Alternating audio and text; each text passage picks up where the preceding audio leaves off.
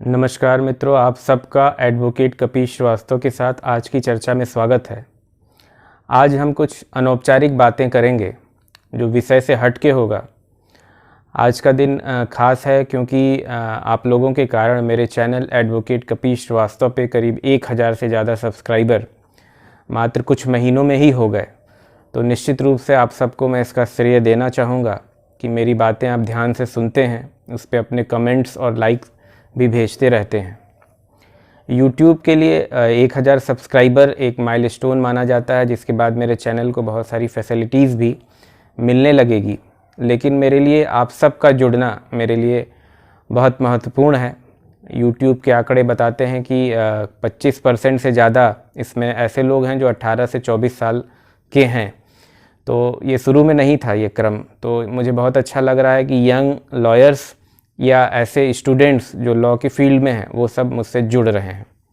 जो मेरा मुख्य ध्येय था इस चैनल से अपनी बात पहुंचाने का, इसका ख्याल मुझे लॉकडाउन के समय आया, जबकि हम सब अपने घरों में कैद थे। तो कुछ सकारात्मक करना चाह रहा था, अपनी आवाज़ आप लोगों तक पहुंचाना चाह रहा था। तो इस चैनल की एक शुरुआत हुई। ये कोई प्लान्ड अफेयर मेरे लिए नहीं था, बस ऐसे ही शुरू हुआ। आप सब जुड़ते गए और इसमें जिसने भी मेरा सहयोग किया, मेरे BHU के मेट्स हों, मेरे सीनियर्स हों, दिल्ली यूनिवर्सिटी के साथी हों, मेरे रिलेटिव्स हों, फ्रेंड्स हों, आप सब ने इसको प्रसारित करने में अपना सहयोग किया। और आज के समय में मुझे खुद नहीं बिलीव होता है कि करीब 1800 से ज़्यादा घंटे तक ये सुना जा चुका हो और इतने लोग, जाने अनजाने लोग मुझसे जुड़ चुके हैं।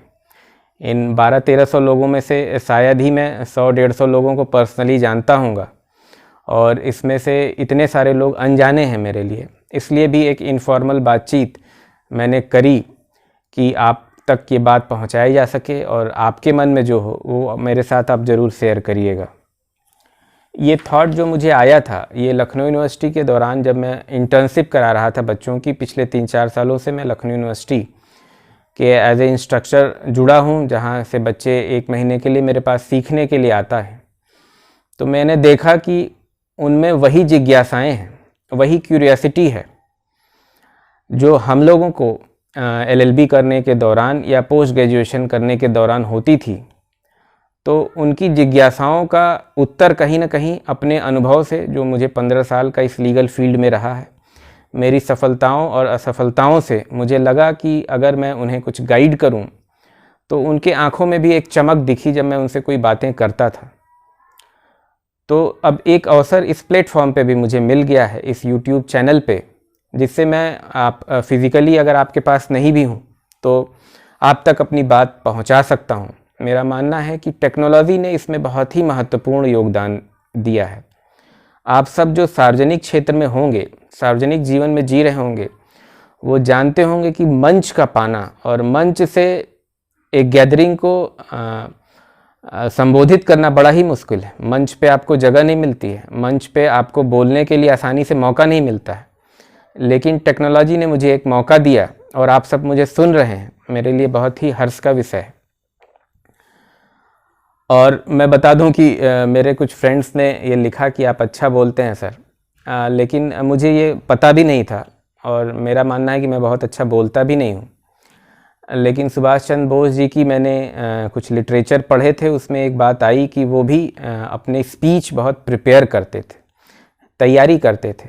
तो कहते हैं प्रैक्टिस मेक्स मैन बेटर। तो आप जितनी तैयारी करेंगे, जितनी आपकी प्रिपरेशन होगी, आपका परफॉर्मेंस उतना ही अच्छा होता है। तो ये बात रही तैयारी की। उसके बाद इसमें एक और लाइव स्ट्रीम का ऑप्शन आ गया है। 1000 सब्सक्राइबर पूरा होने के बाद मैं आप लोगों से लाइव भी जुड़ सकता हूँ। तो मुझे लगता है कि संडे का जो अवसर होगा, संडे मेरी भी प्रोफेशनल कमिटमेंट कुछ कम होती हैं, तो उसमें एक हम कोई समय निश्चित कर सकते हैं। आपके सुझाव और कमेंट मैं ज़रूर चाहूँगा कि आप इस पे लाइव स्ट्रीमिंग पे दें कि किस तरह से उसकी शुरुआत की जाए। तकनीकी दक्षता मेरी थोड़ी कम है और मेरे पास ऐसी कोई टीम भी नहीं है। मैं पर्सनली ही इस तरह के इंटरेक्शन आप लोगों से कर रहा हूँ। तो आप में से भी जो ज़्यादा बेहतर जानते हो, मुझे ज़रूर सजेस्ट करिएगा कि मेरी रीच कैसे ज़्यादा से ज़्यादा तक बढ़ सकती है। उसके बाद बहुत सारे प्रश्न आते हैं, मैं समयानुसार उनका जवाब भी देने की कोशिश कर रहा हूँ। जहाँ कहीं कोई देरी हो रही है तो आप मुझे क्षमा करिएगा।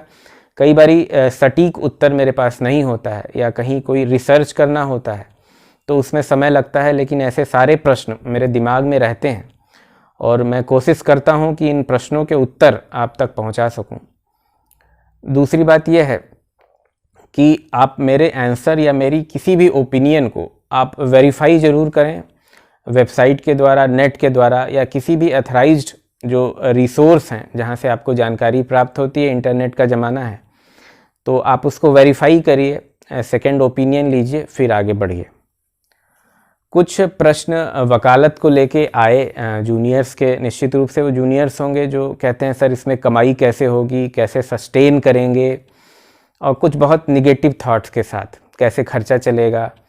तो मेरा सबसे पहले कहना यह है कि बहुत निगेटिव थॉट्स के साथ किसी भी चीज़ की शुरुआत न करें, चाहे वो कोई कॉम्पिटिटिव एग्ज़ाम की तैयारी हो या वकालत हो। दोनों ही टफ़ फील्ड हैं। वकालत अपने आप में बहुत टफ़ फील्ड है, लेकिन उसके लिए एक पॉजिटिव सोच चाहिए। इसको एक टेस्ट मैच की तरह समझिए कि अगर आप विकेट पर टिके रहेंगे, अपना विकेट बचा पाएंगे, तब धीरे धीरे रन भी बनने लगेंगे। तो ये 2020 नहीं है जहाँ बहुत जल्दी आपको कोई रिज़ल्ट मिलेगा। तो try to stay in this profession, try to sustain in this profession. After that you will be able to get money और जो भी उससे जुड़ी हुई चीज़ें हैं। नया जो दौर है ये ग्लोबलाइजेशन का दौर है, प्राइवेटाइजेशन का दौर है। तो हम लोगों को अपना स्किल डेवलप करना है। गवर्नमेंट जॉब्स कम हो रही हैं, तो जो भी यंग लॉयर्स हैं, स्टूडेंट्स हैं, if you are able to develop your skill तो you will be able to survive in this profession, you will be able to earn money and other reputation. तो आपको सबसे पहले अपने स्किल को develop करना होगा। एक एडवोकेट्स के रूप में आपको अपनी पहचान बनानी होगी। दूसरी बात मैं ये भी कहूँगा कि आप अगर दूसरे स्ट्रीम में आप सब जाते हैं, लॉ करने के बाद कोई टीचर बनता है, कोई जुडिशियल ऑफिसर्स बनता है, कोई एडवोकेसी में आता है, तो ये हम सब की रिस्पॉन्सिबिलिटी है कि इसकी डिग्निटी को हम वापस ले आएँ, इसकी डिग्निटी को इस्टेब्लिश करें और इसमें रिफ़ॉर्म भी होते रहें। रिफ़ॉर्म में एक चीज़ जो मुझे समझ में आती है लीगल लिटरेसी को लेके है। देखिए, एक मैंने छोटा सा चैनल शुरू किया जिसमें बहुत तकनीकी दक्षता नहीं थी, बहुत बड़ी कोई टीम नहीं है और उसको इतने लोग जुड़े।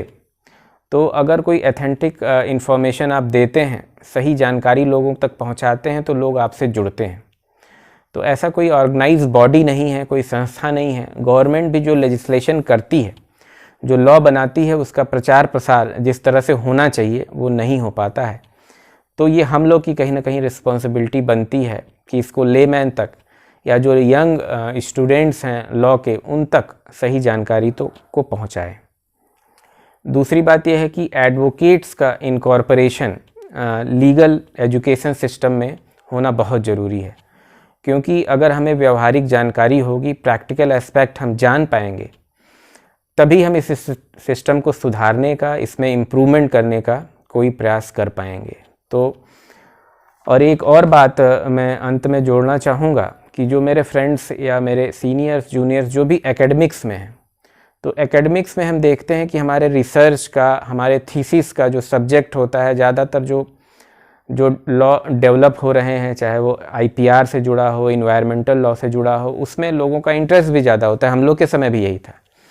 लेकिन हमें अपने स्टूडेंट्स को ये प्रोत्साहित करना पड़ेगा कि आप सिविल लॉ में आप रिसर्च करिए, थीसिस लिखिए, क्रिमिनल लॉ में लिखिए, और जो ट्रायल की जो समस्याएं हैं, सिविल कोर्ट में जो पेंडेंसी की समस्याएं हैं, इसमें आप एक इनोवेटिव थॉट ले आइए रिसर्च के द्वारा, थीसिस के द्वारा, कि किस तरह से हम इन समस्याओं को सॉल्व कर सकते हैं। क्योंकि पेंडेंसी ऑफ लिटिगेशन जो है सबसे बड़ी समस्या है, जो स्पीडी जस्टिस, हमारे कॉन्स्टिट्यूशन की जो एक एम है, जो हमारे प्रोविजंस हैं, उनको फ्यूटाइल करती है। तो लिटिगेशन की जो पेंडेंसी है उसको हम कैसे ख़त्म कर सकते हैं, कैसे इसमें एकेडमिक्स के लोग आ सकते हैं, जुडिशियल ऑफिसर्स आ सकते हैं, और निश्चित रूप से एडवोकेट्स भी।